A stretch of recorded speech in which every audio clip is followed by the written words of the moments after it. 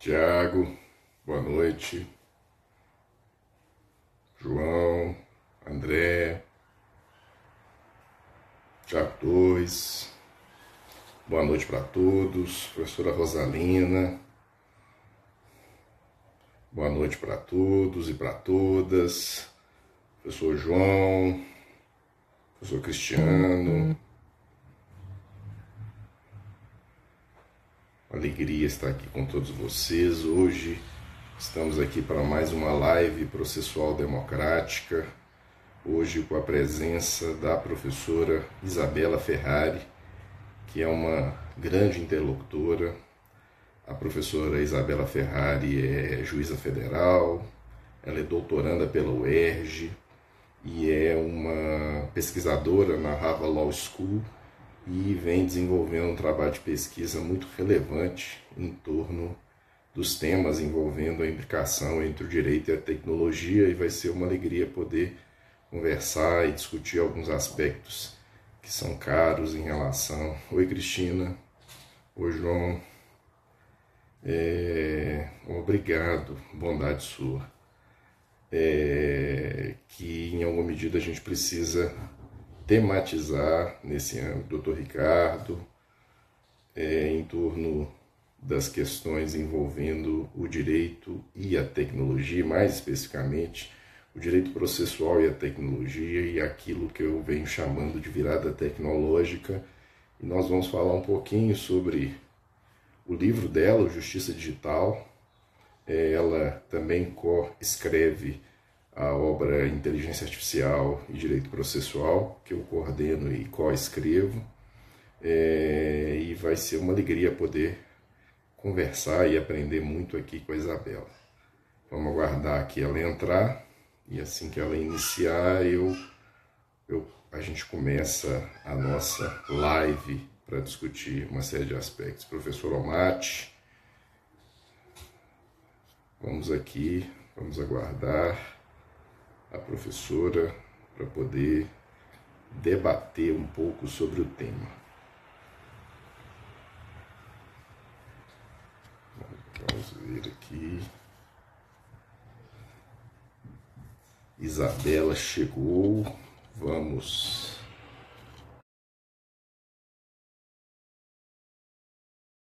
Ver se ela entra. O Gabriel está na live. Oi, Diego. Sempre. Bem? Oi, Isabela. Tudo bom? Tudo bom, tudo certinho. Tá bom, o pessoal está comentando aqui que meu neném sempre participa da live. Então ele Ah, já fez as primeiras manifestações dele aqui, ele sempre faz participações especiais ao longo da live. De vez em quando ele aparece, muito de vez em quando, porque ele é um bebê offline. são essa. Maravilha. E a professora Isabela, primeiramente, aqui nós estamos em mais uma live processual democrática para conversar com a professora Isabela Ferrari. A professora Isabela é mestre e doutoranda pela UERJ, juíza federal, é pesquisadora na Harvard Law School, é coordenadora do Instituto New Law, que talvez seja das escolas de direito e dos cursos de direito mais vinculados aos debates em torno do direito da tecnologia, e que vem, na verdade, tematizando todos esses impactos da tecnologia no direito. Então, é uma grande felicidade tê-la aqui. A gente já tem uma interlocução de um bom tempo, né, Isabela? Verdade. E a gente precisa, eu precisava começar a falar um pouco mais desse tema aqui na pós-graduação da PUC Minas. O programa de pós-graduação da PUC Minas tem uma linha que é o processo na construção do Estado Democrático de Direito, que é a linha de pesquisa, e eu creio que não teria pessoa melhor para tematizar essas questões em torno dos tribunais online ou da justiça digital que você. Já aproveitar aqui e falar aqui, do livrinho da professora Isabela, que ela co-escreve, que é um livro, uma referência, já nasce clássico sobre o tema. E queria ouvi-la e te provocando inicialmente, porque nós estamos aqui mais para ouvi-la e para a gente poder debater, e eu queria te provocar sobre uma questão. Como você sabe, há algum tempo eu venho defendendo uma hipótese, uma tese, e é o que eu venho nominando de virada tecnológica no direito processual, que em alguma medida é uma percepção um pouquinho diferente da que é comumente apresentada, mesmo por aqueles players mais vinculados à tecnologia. Qual seja? As pessoas ordinariamente falam que a tecnologia tem uma finalidade mais instrumental, seria mais uma ferramenta e que, na verdade, não teria grandes modificações no modo como os aplicadores vão usar o direito, a leitura dos institutos processuais, dos institutos jurídicos, em alguma medida, ela não seria modificada. E eu venho defendendo que essa virada tecnológica e daí a nomenclatura é exatamente pelo fato de que, como viradas anteriores, a constitucional, a cognitiva, sobre estudos das cognitive bias e outras viradas no direito, na verdade, promovem em todas as etapas de emprego de tecnologia, desde a virtualização, da digitalização, que é típica do PJE, e de todas as plataformas de processo eletrônico utilizadas, passando pela etapa de automação, que é a etapa, por exemplo, do uso dos classificadores, como está acontecendo para início dos processos, ou no próprio Vitor, ou do Sócrates, que são classificadores para fazer um agrupamento de julgamentos vinculados a temáticas repetitivas, seja de repetição geral ou repetitivo propriamente dito do STJ. A própria, ainda dentro da automação, a questão da mineração de processos, que eles vão começar, para gerenciar os processos, vão criar logs para saber onde estão os problemas na própria tramitação dos processos, até chegar na etapa propriamente de IA, que aí é a etapa propriamente de transformação, de emprego de inteligência artificial, de aprendizado supervisionado, não supervisionado, autodecisório, seja lá qual for. Em todos esses campos, o direito sofre uma mutação com o emprego de tecnologia. Então, eu venho defendendo que haveria uma necessidade de você repensar desde a propedêutica o direito. Então, não dá para pensar em devido processo, como controle de poder, sem levar em consideração que um modelo algoritmo ele pode ter opacidade e eu preciso criar, dentro da própria noção de devido processo, a ideia de transparência algorítmica, por conta dos viés, etc. Quando você pensa na publicidade, também se você pegar o conceito tradicional, você não consegue resolver os problemas envolvendo open data, ou mesmo o uso virtual, ou seja, desde questões muito prosaicas, como a própria hiperoralidade, você conversar nos processos, fazer sustentações orais, etc., até questões mais sofisticadas como IA, a tecnologia ela tende a refundar o direito. Pode ser uma refundação problemática, quando se percebe sua eficiência, ou pode ser uma refundação até virtuosa de aprimoramento de acesso à justiça, etc. E eu queria te ouvir sobre isso. Então, Jerry, acho que antes de mais nada, eu queria te agradecer o convite, dizer que é um prazer estar aqui nesse espaço, pessoas tão qualificadas. É um prazer estar conversando com você sobre esse tema que eu gosto tanto, que você gosta tanto. Eu concordo plenamente quando você fala que a tecnologia ela não é só instrumental, né? A tecnologia é muito referência quando a gente está falando dessa mudança. E esse seu conceito de virada tecnológica, ele tem muito a ver com uma afirmação da Orna Heine, que é uma das maiores especialistas nesse tema das cortes online, uma professora da Universidade de Haifa, em Jerusalém. E a Orna, ela fala isso, né? Ela fala que a tecnologia seria a quarta parte do processo, né? O quarto sujeito do processo. Ela tem um livro de referência com o Ethan Katz, inclusive, que é o Digital Justice, que inclusive é o nome do seu livro, no qual ela, inclusive, em vários textos, ela acaba falando da quarta parte. É muito interessante começar por aí. Vamos lá. E assim, o que é dizer que a tecnologia é a quarta parte? É dizer que ela pode influenciar diretamente no resultado do processo. E isso é uma coisa que a gente vê claramente quando a gente observa as estruturas de ODR que existem. Só que antes de aprofundar nesse tema, acho que a gente precisa dar um passo atrás para o pessoal entender do que a gente está falando, que mudança é essa que a gente está vivendo, não só no Brasil, mas no mundo inteiro, rumo a uma justiça cada vez mais digital.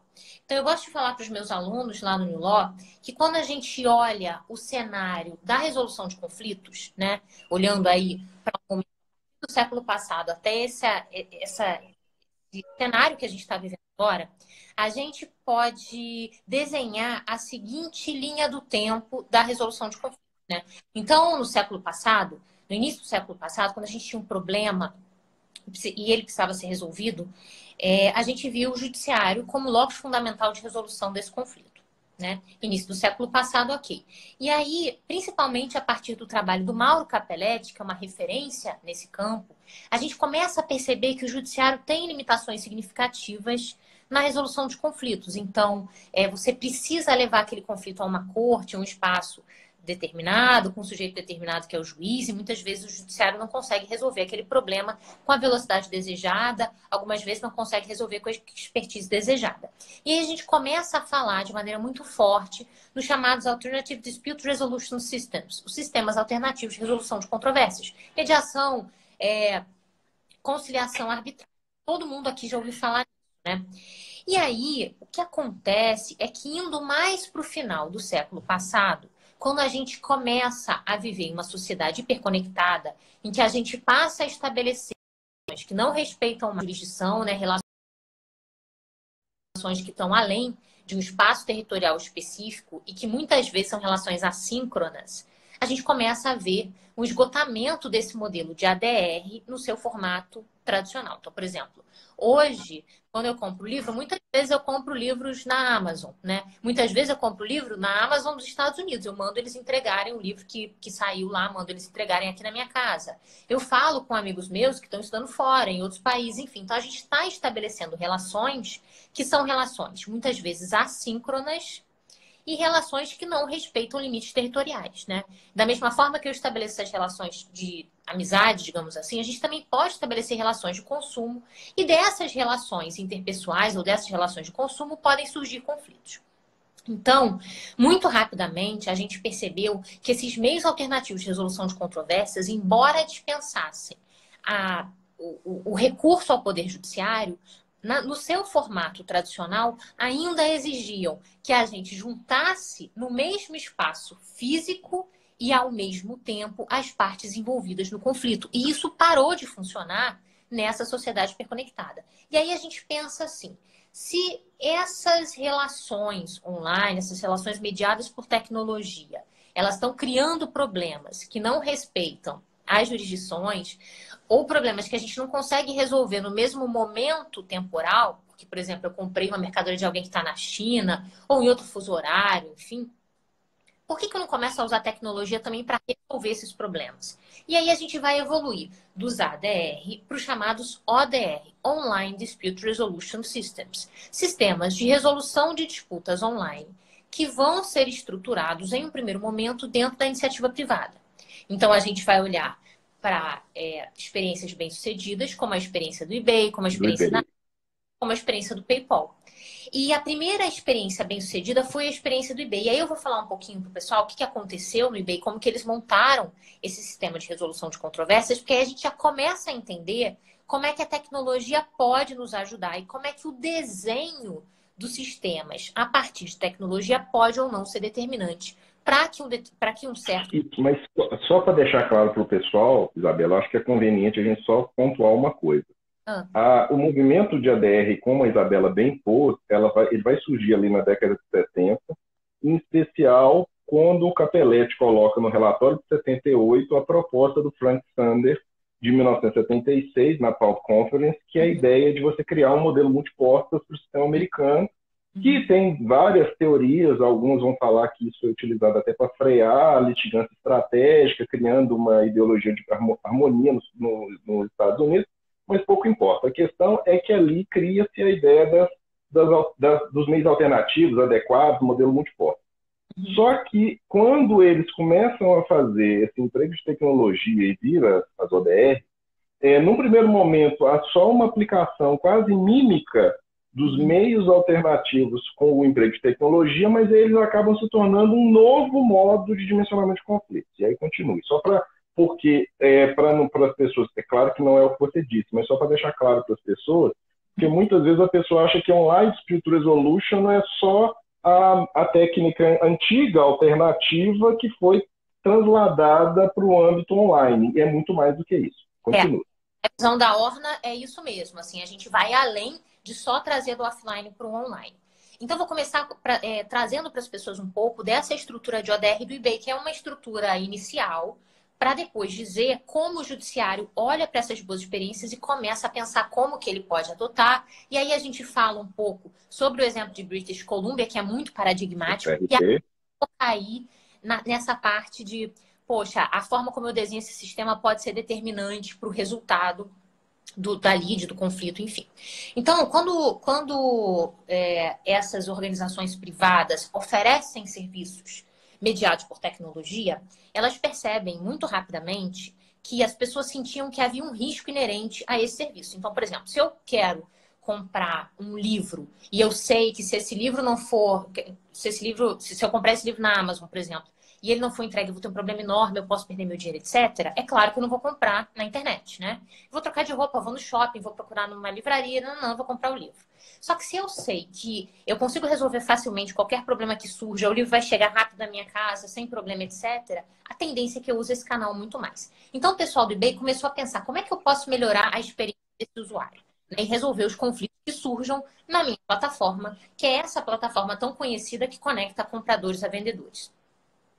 E aí, a partir do trabalho do Colin Rule, que eu acho que é o grande nome de ODR no setor privado, eles estruturaram um sistema escalonado para resolver os conflitos que apareciam. Como é que funcionava isso? Olha o Baclout aí, tudo bom? Baclout acabou de chegar. Boa noite. Você vê que a audiência aqui é qualificadíssima.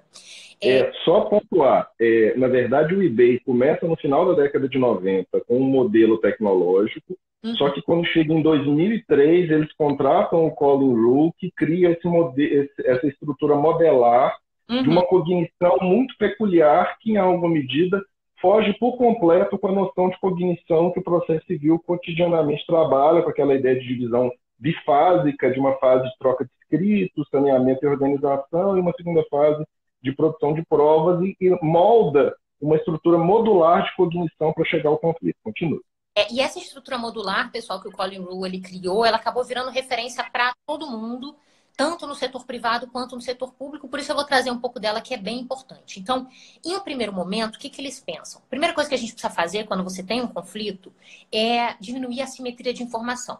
Dierle, que é o especialista no tema, sabe que nós, seres humanos, a gente tem diversos vieses cognitivos. O que são vieses cognitivos? São erros de julgamento. Então, assim, se eu tenho um conflito com o Dierle, um dos vieses cognitivos que a gente tem é que a gente sempre acha... É o viés do superotimismo, né? Eles falam em superotimismo. Então, eu acho que eu tô certo, ele acha que ele tá certo. Se ele... Se, por exemplo, eu tenho, por alguma razão, né? Se eu quero deduzir contra ele um pedido de dano moral, por exemplo, eu sempre vou achar que eu vou receber mais do que eu devo. E ele sempre vai achar que ele tem que pagar menos do que ele realmente devia. Então, esses são os erros cognitivos dos seres humanos, isso é visto nas pessoas. Então, a primeira coisa que você precisa fazer quando você tem um conflito é colocar essas duas partes em conflito mais ou menos na mesma página. Então, diminuir a assimetria de informação para a gente combater esse viés. Então, o sistema do eBay, ele partia dessa entrega de informação. Por exemplo, eu comprei alguma coisa do Dierle, ele me mandou pelos correios, a coisa não chegou. Aí eu acho que ele tem que me mandar outra coisa. Ele acha que não, porque afinal de contas o erro foi de correios. O sistema ele começa a dar informação, ele vai botar a gente na mesma página. Vai falar, ó, de acordo com a legislação, realmente esse é um problema do comprador, esse é um problema do vendedor, enfim. Então a gente recebe a mesma informação, você diminui a assimetria de informação e com isso você aumenta a janela de acordo. Se mesmo recebendo... E não só, às vezes, aumenta a janela de acordo. Às vezes, você inibe a própria continuidade do litígio. Exato. Um exemplo, inclusive, que agora está sendo projetado nas plataformas do CNJ é que, por exemplo, em conflitos envolvendo plano de saúde privado, muitas vezes a pessoa acha que tem um direito porque ela não tem o contrato. Então, nessa primeira etapa, a plataforma ela vai ofertar para o autor a cópia do contrato, inclusive esmiuçando as cláusulas e mostrando quais são as coberturas, porque talvez só nessa informação você já sabe em que medida que você tem ou não tem o direito. Ou seja, essa primeira etapa é uma etapa de busca de simetria informacional, dentro do possível, por óbvio, através exatamente, às vezes, de oferta de material probatório, às vezes até de informações técnicas. Inclusive, aí já abre um primeiro problema, que é o problema de que você está criando, em alguma medida, uma fase de proxy litigation. Ou seja, o cidadão não vai precisar, em alguma medida, do advogado até para ofertar esse tipo de informação. Mas continue. Era isso que muitas vezes, recebendo a informação, eu entendo que eu não estou certa e eu desisto de abrir um litígio, né? Então, muitas vezes você mata esse possível conflito antes que ele tenha se instalado, antes que ele tenha se... não é nem angulado, né? Antes que ele tenha se horizontalizado. Bom, a segunda fase qual seria? Então, eu recebi informação, eventualmente... o DL recebeu informação, a gente já tem aí um conflito estabelecido. O que o sistema passa a fazer? Coloca nós dois em contato direto para que a gente, então, tente chegar a um resultado consensual para aquela situação, já que eu e ele temos a mesma informação de fundo. Né? Não deu certo, a gente passa para uma próxima etapa, que aí você começa a ter alguém mediando esse conflito, sugerindo soluções para aquilo. Essa mediação ela pode acontecer via software, você pode ter um software que faça isso, a partir das informações coletadas, ou você pode ter uma pessoa. Se isso não der certo, no sistema do eBay, como foi desenvolvido, a gente tinha alguém decidindo aquele conflito, né, uma pessoa física mesmo, decidindo aquele conflito e executando aquele conflito de forma imediata, porque o eBay tem os cartões de crédito das pessoas, então você consegue matar o conflito ali. E esse sistema de resolução de disputas que foi criado pelo eBay, ele resolvia mais de 60 milhões de conflitos por ano. Então, vejam, que são mais conflitos do que os resolvidos por toda a Justiça Federal dos Estados Unidos. Então, resolvia muitos conflitos, uma grande massa de conflitos, e com índices de satisfação dos usuários acima de 95%. Então, as pessoas usavam o sistema e ficavam satisfeitas. E aí... tem uma informação relevante, o Colin Rule, em 2011, ele faz uma pesquisa empírica em relação aos usuários do eBay e do PayPal, que ambos usavam essa estrutura modular, que leva o nome de Moldria, e ele, inclusive, acreditava, porque qual foi o objetivo da criação do Moldria pelo eBay e pelo Colin Rule? Não era criar uma estrutura de resolução de conflitos boa, democrática, de modo algum. Eles queriam, em alguma medida, resolver um problema econômico, porque o gasto com profissionais da área do direito é caro nos Estados Unidos, e também queriam resolver um problema financeiro, óbvio. Só que o que acontece? Quando ele fez a pesquisa, ele acreditava, ou seja, qual que era o objetivo do Moldria, dessa plataforma? Era gerar maior engajamento com a plataforma que era o eBay. Uhum. E ele acreditava que quem vencia, ao final, nessa avaliação, que é a decisão que o sistema oferta, ficaria mais engajado, e quem perderia teria menos engajamento. E a surpresa deles na pesquisa empírica, foi exatamente a constatação de que aumentava o nível de engajamento em qualquer pessoa, perdendo ou ganhando. O que fazia com que aumentasse o engajamento era o tempo de resposta. Uhum. Então, quanto mais rápida a resposta do Moldria, maior o engajamento na plataforma e assim vice-versa. Mas continue. Bom, então a gente tem essa situação que você consegue fazer essas coisas, executar, enfim, um índice de satisfação muito grande. E aí, o que acontece?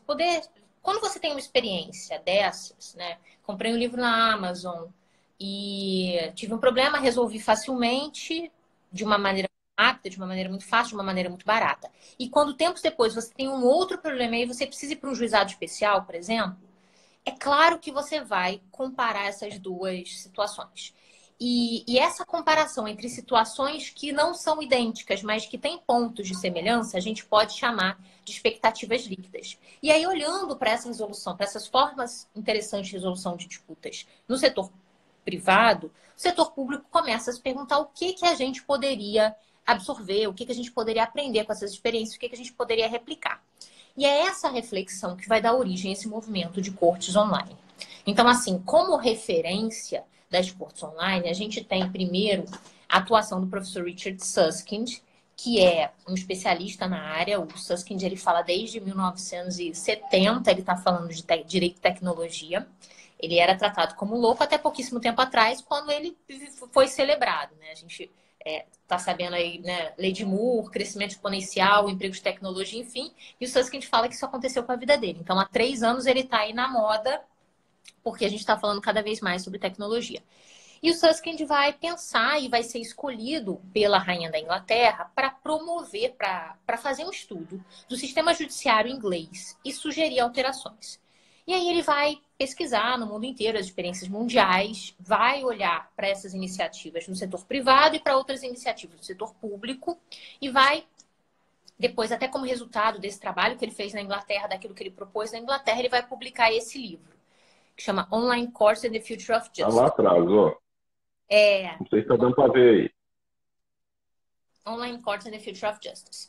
Pois bem, que foi resultado também de um evento que ele faz em 2018, eu participei desse evento em 2018, em que ele reúne os líderes dos judiciários mundiais. Menos eu não, mas assim, você tinha ministros, você tinha as pessoas que estavam pilotando as reformas judiciárias nos seus países, e ele reúne mais ou menos umas 100 pessoas de umas 30 jurisdições diferentes, 30 países diferentes, e vai pedir para essas pessoas falarem sobre o estado da arte das cortes online no seu país. Aí a gente vai entender que esse movimento é um movimento que acontece no mundo inteiro, nos Estados Unidos, na China, na Índia, em Hong Kong, Singapura, na Europa inteira, os países estavam passando por mudanças e você tem mudanças muito interessantes em alguns estados americanos e algumas províncias do Canadá. Então, o Poder Judiciário começa a olhar para isso e pensar o que eu posso aproveitar desse sistema na minha forma de resolução de disputas. E quando a gente olha para o mundo inteiro, a grande referência, a grande experiência paradigmática é a experiência de British Columbia, que é uma província canadense. O que aconteceu, pessoal?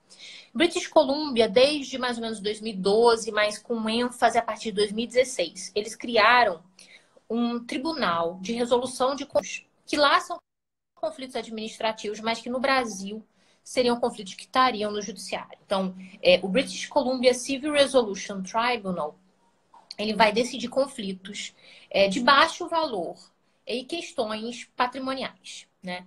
E aí, como é que funciona esse tribunal? A gente tem um tribunal que vai seguir mais ou menos os passos do modelo. Então, a parte vai começar logando no sistema, e aí eu recomendo a todo mundo que tem interesse, que dê uma olhada no site, né? Chama British Columbia Civil Resolution Tribunal. Se vocês escreverem CRT, British Columbia, vocês conseguem cair lá. Por quê? Porque a primeira fase, a fase em que a parte recebe informação, é uma fase gratuita e aberta para todo mundo. Então, o sistema do tribunal vai te fazer perguntas. Sobre o que é o seu conflito? Aí você vai dizer, eu tenho conflito porque eu comprei bens ou serviços, eu tenho conflito referente a aluguel, eu tenho conflito referente... Você não precisa nem inaugurar um procedimento. O próprio site ele já te dá algumas abas que ele já te apresenta sobre alguns conflitos recorrentes, que são do âmbito da competência do mesmo. Exatamente. Aí você vai respondendo as perguntas. E aí, por exemplo, você escolheu assim, eu tenho um conflito referente à compra de bens e serviços. Aí você clicou nisso. Próximo passo, ele vai continuar te fazendo perguntas para aprofundar a compreensão do seu problema. Ele vai perguntar assim, mas você é comprador ou você é vendedor? Aí se você diz assim, eu sou comprador, ele vai dizer, mas você comprou esses bens para uso pessoal, para uso nos seus negócios ou para outra coisa. Então você vai dando informação para o sistema. E no final o sistema vai te dar informações. E mais do que te dar informações, que é o que o Modria já fazia, esse sistema vai te preparar para uma eventual ação que você precise abrir. Então, assim, o sistema vai te dar, por exemplo, um documento pré-pronto em que você só vai trocar algumas informações. Então, por exemplo, se você fala para o sistema que você teve um conflito porque você comprou um serviço de viagem que não foi entregue. Então, o sistema, no final, ele vai te dar a informação e vai falar assim, você precisa desses documentos e tem essa aqui, que é uma notificação para você enviar para quem te vendeu esse serviço de viagem. E aí, é uma notificação já toda prontinha, né? É isso que eu tô falando, as pessoas podem navegar no sistema, elas vão entender exatamente como é que elas vão receber isso. Você fala, estou escrevendo a respeito de um serviço de viagem que comprei com você em... Aí você só preenche a data. Tive o seguinte problema. Aí você vai preenchendo, mas o sistema ele já te dá tudo aquilo estruturado. Você consegue entender exatamente quais são os documentos que você precisa. E aí, a gente também pensa, né, como seria se a gente fosse essa outra parte. Então, pensa que você vendeu um serviço de viagem para alguém que você não entregou por alguma razão. E aí você recebe essa notificação, né? Se você Poderia repetir o nome, por favor? British Columbia Civil... CRT. Coloca CRT British Columbia no Google, que já cai diretamente nele. Então, assim, se você é outra parte que cometeu um equívoco e você recebe essa notificação, você vai ver que a pessoa já está no tribunal, ela já recebeu informação, ela já viu que ela está certa e ela já está com todos os documentos prontos para iniciar uma ação contra você. E assim, num sistema como o deles, que as coisas funcionam muito rapidamente, se você tiver errado, você sabe que você vai perder, que isso vai ser executado. Então, assim, quando você recebe isso, a probabilidade de você falar, bom, eu tô errado, eu vou perder, vai ser muito rápido, então vamos negociar aqui antes de começar um processo, é enorme. E aí é muito comum que você termine nesses acordos, né? Sem precisar mobilizar a máquina. Então, nessa primeira fase, você vai receber informação sobre o conflito, o fundo do conflito, o direito, se você tem, se você não tem. Se tiver patamar de danos morais, você vai receber informação sobre isso. Você vai receber informação sobre os documentos que você precisa apresentar. Você vai ser auxiliado na estruturação de documentos, que para o indivíduo poderia ficar difícil de fazer. E você ainda recebe informações laterais que a gente, infelizmente, não tem condições de dar para as partes normalmente em juízo. Então, por exemplo, se você entra lá, você vai ver que todo o sistema foi feito com base em muitos influxos de user experience. Então, é tudo muito fácil, uma navegabilidade muito fácil, uma linguagem agradável, tem até uns desenhos. Acessível. Para navegar sem precisar de advogado. E para qualquer pessoa que saiba ler, a pessoa só precisa saber ler, conseguir entender o que. E aí você também vai dar outras informações do tipo, eles têm um workbook para negociar uma solução.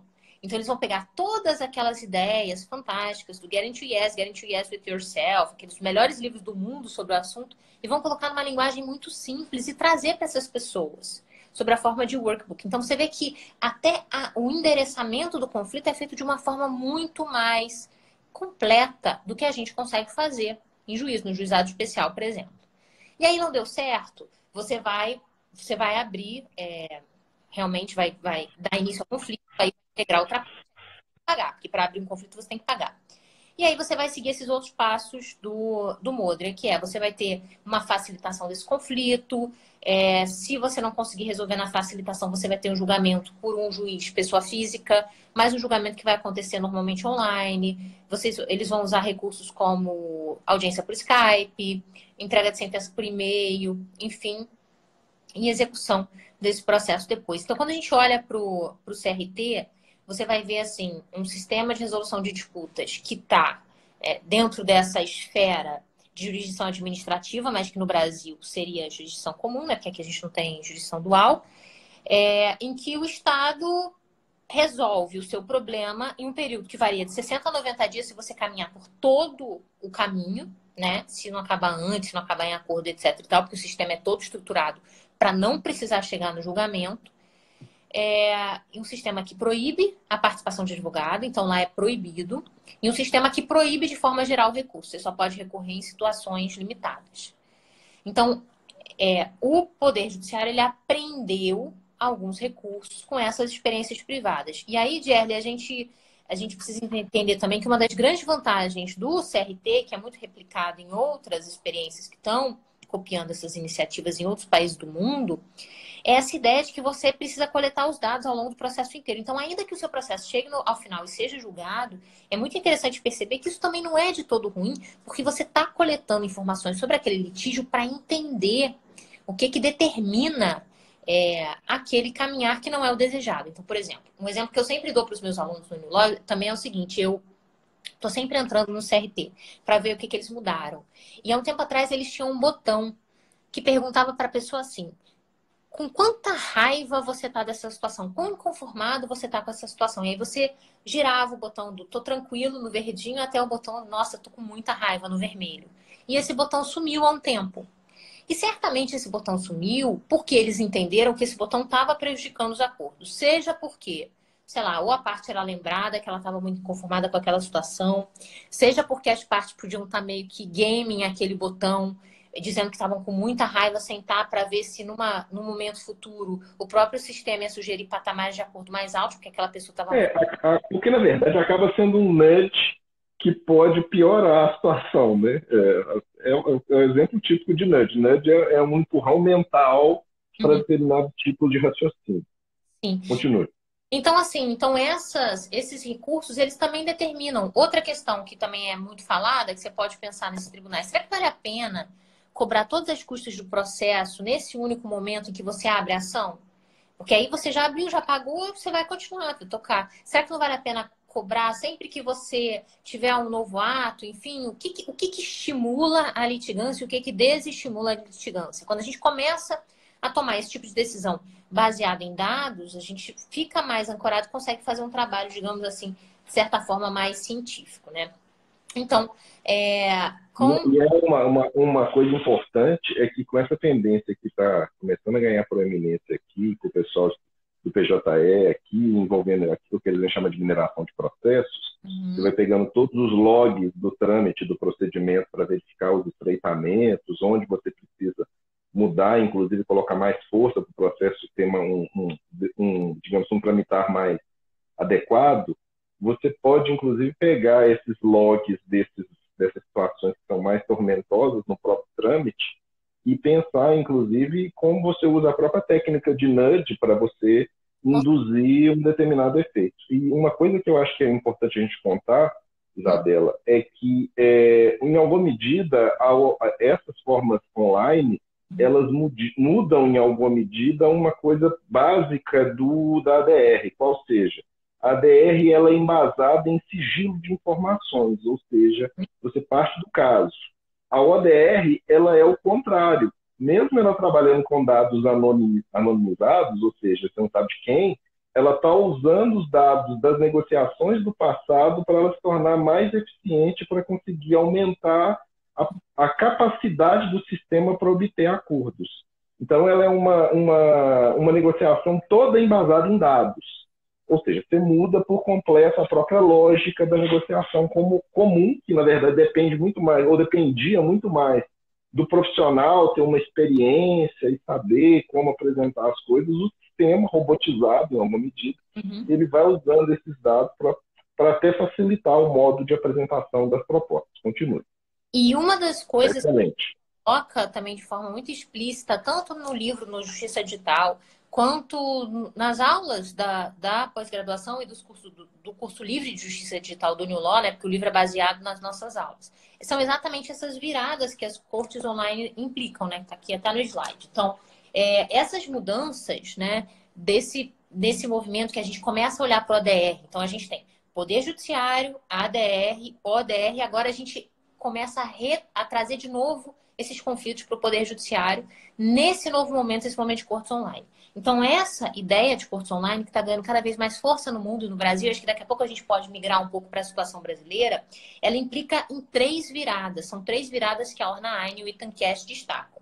E a primeira virada é essa virada de um local físico para um local virtual ou híbrido. E aí tem uma pergunta que vai informar a gente, que vai se relacionar muito diretamente com essa afirmação, que é a seguinte: o que é uma corte? A corte é um lugar para onde eu vou?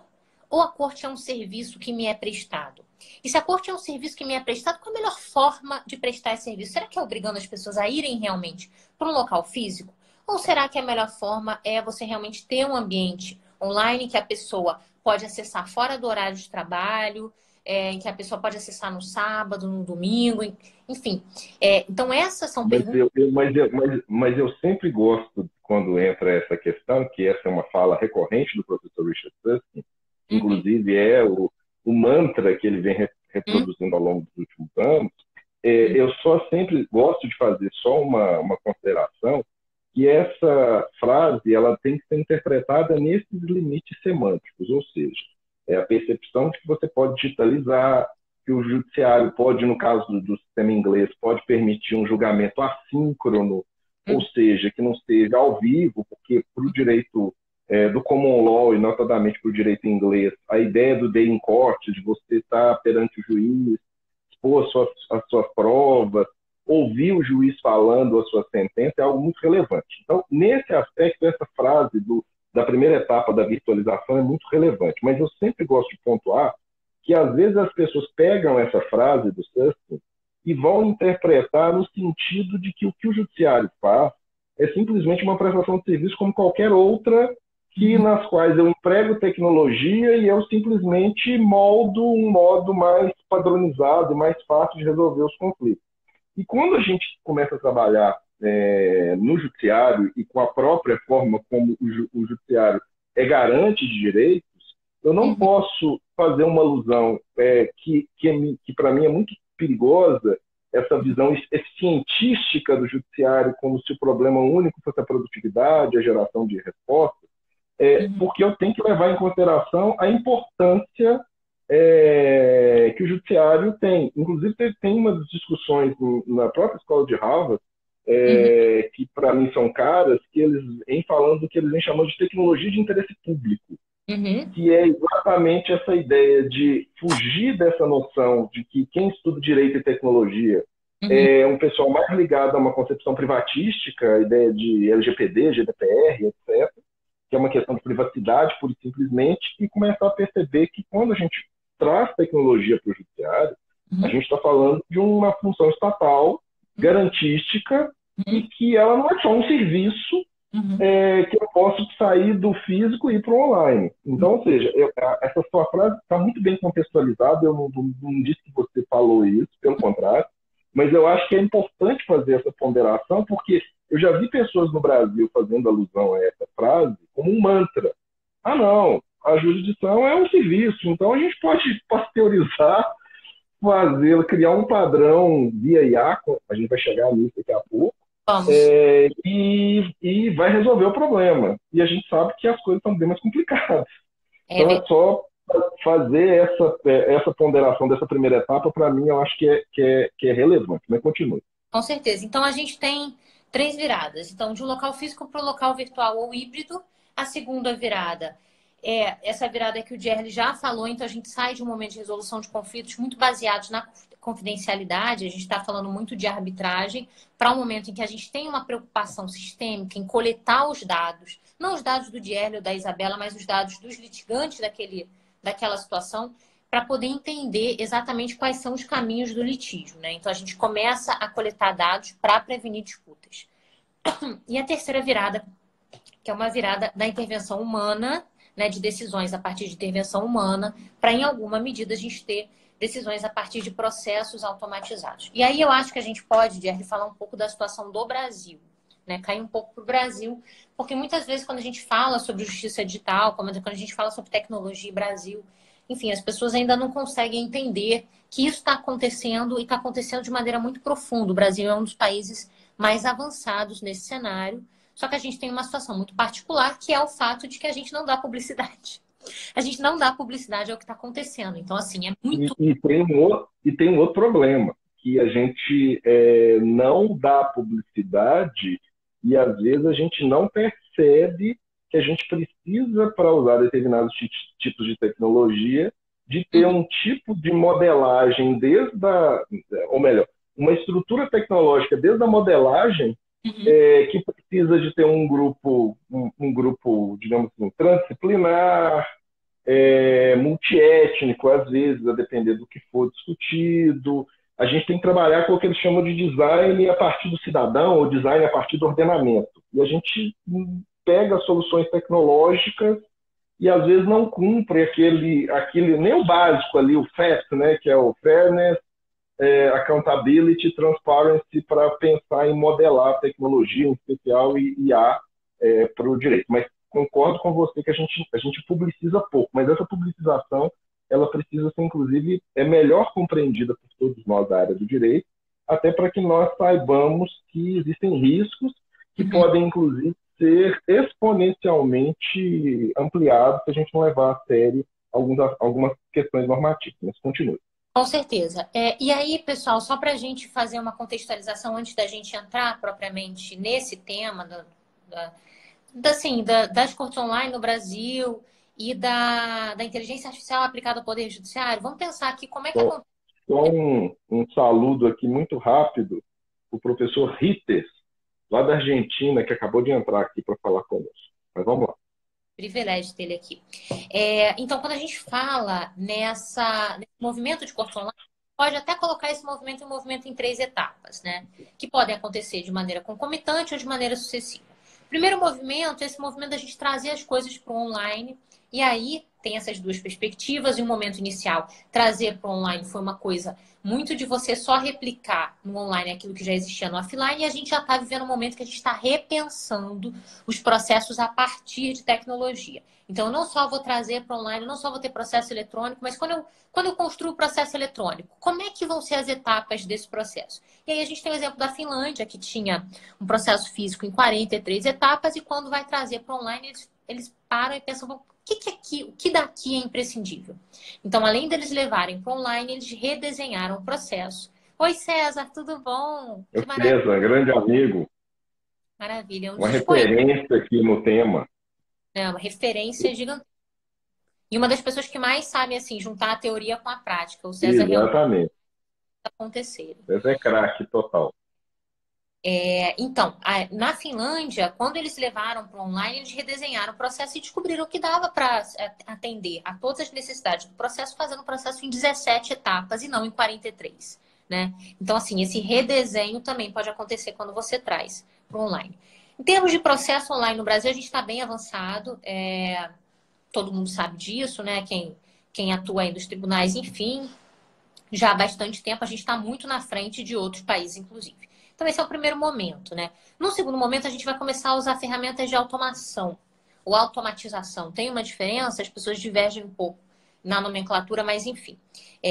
E aí, eu queria dar um exemplo para as pessoas daquilo que é automação, para a gente diferenciar do terceiro momento, que é o momento que a gente começa a aplicar inteligência artificial para... Isso. E só para não deixar o pessoal desesperado, Isabela, eu combinei com você que a nossa live vai ter 2 partes. Então, a gente vai terminar a primeira hora e vamos fazer mais uma meia hora. Então, não está acabando ainda não. Nós vamos fazer um intervalo de segundos e vamos inaugurar uma nova. Então, a gente tem mais uns 10 minutinhos nessa aqui e a gente abre outra. Continua. Então, esse movimento de automação é um movimento muito interessante, um movimento que não traz muitos problemas para a gente. Vou dar um exemplo, pessoal, para eles entenderem o que é automação e por que é tão interessante. Então, quando eu virei juiz, eu sou juiz há 8 anos. Quando eu virei juiz aqui na segunda região, a gente usava um sistema no meu tribunal que era o Apollo, que era um sistema eletrônico, e era muito legal, assim, você poder assinar usando o token, assinar os processos, ver os processos no computador. Tinha mudado o cenário, por exemplo, de quem estava em vara de execução fiscal, porque execução fiscal tem um volume gigantesco. Então, iam aqueles carros de processo, o juiz ficava pegando o processo, olhando, pegando o outro. Era uma coisa horrorosa. E aí, o processo eletrônico, tudo melhorou. Então, a gente já estava muito satisfeito.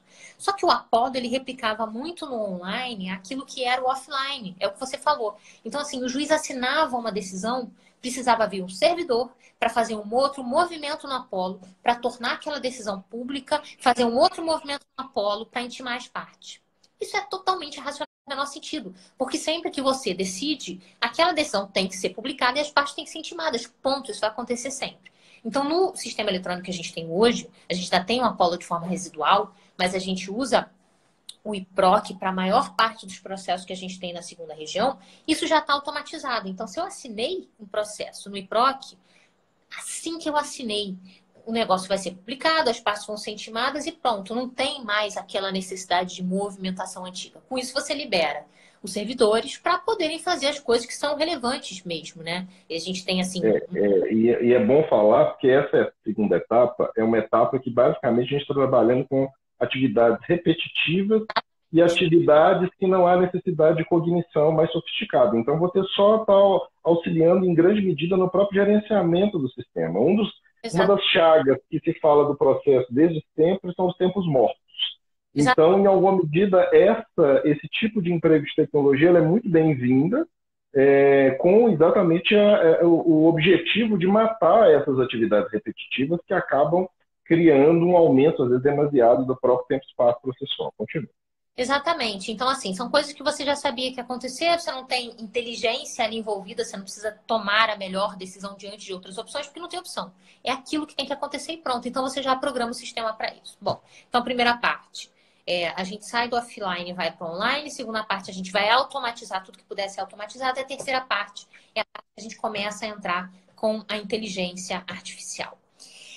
Bom, e aí começam as questões, né? Quando a gente fala em inteligência artificial, começam as questões. Por quê? Agora a gente vai falar sobre o que é inteligência artificial, como ela funciona, será que é melhor? Eu vou começar mostrando para o pessoal que a gente já tem no Brasil muita coisa de inteligência artificial, eles não sabem. A cartilha do CNJ. Só que a cartilha do CNJ, a gente tem que sempre contextualizar, né, Isabela?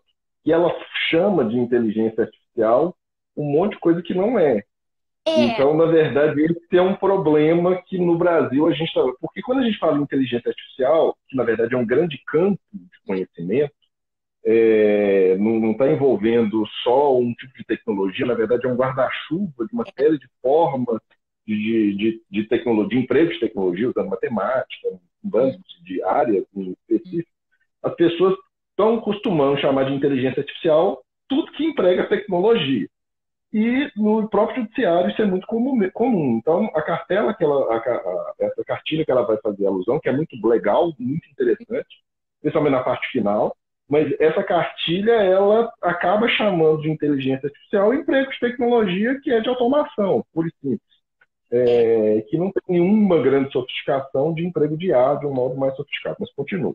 Mas tem muitas coisas aqui também, né, que eles falam. Mas, enfim. Então, vamos começar falando um pouco sobre inteligência artificial. Então, inteligência artificial, como o Jerry já destacou, é um campo muito amplo, é um grande guarda-chuva, sobre o qual a gente encaixa vários tipos de atividades de inteligência praticados, deduzidos por máquinas, né? O que a gente chama de inteligência? A gente pode definir a inteligência artificial como a atuação desses softwares de tomarem a melhor decisão possível à luz das opções que existem, né? Quando a gente fala sobre inteligência artificial, é muito comum que a gente lembre da definição de inteligência artificial, me fugiu o nome. Alan Turing. Do Alan Turing, exatamente, do Imitation Game, né? Do jogo da imitação, né? Vocês podem a história do Turing no jogo da imitação. Então, em 1950, o Alan Turing escreve um artigo que é seminal, que chama Computing Machinery and Intelligence. E ele começa o artigo fazendo uma pergunta fundamental, que é: podem as máquinas pensar? E no artigo ele fala: por que ao invés da gente tentar pegar toda a informação que a gente tem e colocar essa informação nas máquinas, a gente não tenta programar essas máquinas como o cérebro de uma criança, com capacidade autônoma de aprendizado. E é isso que a inteligência artificial faz, né? Os sistemas que empregam inteligência artificial, os algoritmos que empregam inteligência artificial, ao invés deles receberem toda aquela informação e terem todas as etapas da sua atuação pré-definidas pelo programador, esses softwares, esses algoritmos, eles vão criar a própria programação. Então, você programa uma regra de aprendizagem, você define como eles vão aprender a partir de algumas opções entre várias estruturas algorítmicas. E esses sistemas vão aprender sozinhos os caminhos entre um determinado ponto de partida e um determinado ponto de chegada de forma autônoma a partir da análise dos dados que os alimentam. Então, eles vão aprender com base em dados que recebam. E aí, a gente pode, simplificando muito, né? Se a gente pensar em uma estrutura algorítmica específica, a gente pode pensar o seguinte, né?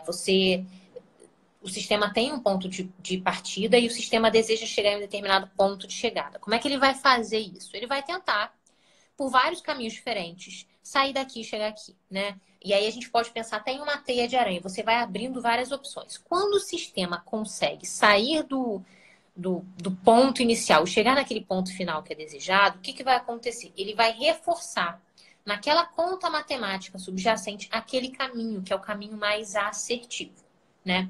Então, ele aprendeu a partir dos dados como sair de um ponto inicial e chegar em um determinado ponto final e vai reforçar aquele caminho na conta matemática subjacente. E assim ele vai se programando, assim ele vai entendendo as correlações que ele precisa fazer para chegar no resultado desejado.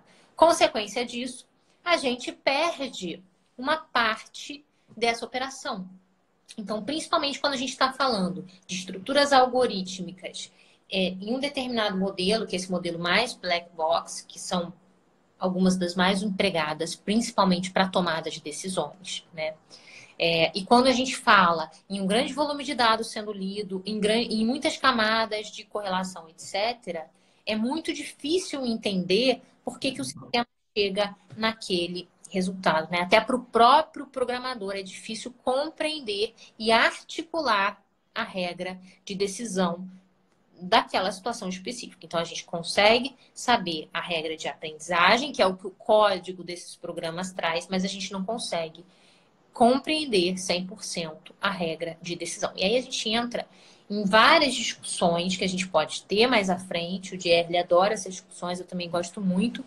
Mas antes eu queria falar um pouquinho para vocês sobre o que está acontecendo no Poder Judiciário no Brasil e de voltar para a cartilha do CNJ.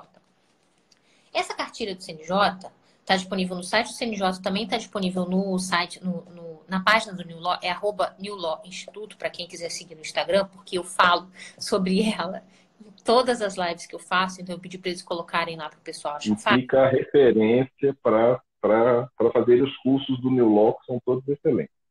Aí, para quem está te seguindo, eu vou dar também o meu cupom de desconto, é Isabela10. Se vocês colocarem Isabela10, vocês conseguem 10% de desconto. Nas nossas linhas... Vamos fazer uma coisa, o nosso tempo está terminando aqui. Então eu vou fazer um intervalo e aí na sequência a gente já começa uma nova. Só para deixar aqui como chamativo para o pessoal, a Isabela está falando momentaneamente sobre uma terceira etapa do emprego de tecnologia. Ela já falou da virtualização, da automação, agora ela está começando a falar da transformação com o emprego de IA. E ela está explicitando para nós o conceito princípio do que a gente chama de IA fraca, que é um tipo de tecnologia que, com base em estatística, ela parametriza dados para resolver um problema delimitado. A gente ainda não tem o que a gente chama de singularidade em inteligência artificial geral ou inteligência artificial forte, que é o Skynet do Exterminador do Futuro, que resolve um monte de problemas quanto o cérebro. Tem só uma projeção de que isso ocorra para os deep learners, até acreditam que isso vai ser mais rápido, mas a gente continua daqui a pouquinho. E aqui, então, tchauzinho e a gente continua a segunda parte.